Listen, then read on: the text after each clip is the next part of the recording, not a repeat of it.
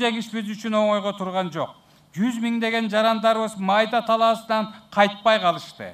Биз жер жүзүндөгү бакубат жашоо үчүн кан майданда курман болгон мекендештерибизди эч качан унутпайбыз. Бул жеңишке жетүүдө кыргызстандыктардын жалпы салымы зор деп башыбызды бийик көтөрүп айта алабыз. Урматтуу мекендештер, бүгүнкү 9 май жеңиш майрамыңыздар менен Кыргыз Республикасынын президенти Садыр Нуркожоевич Жапаров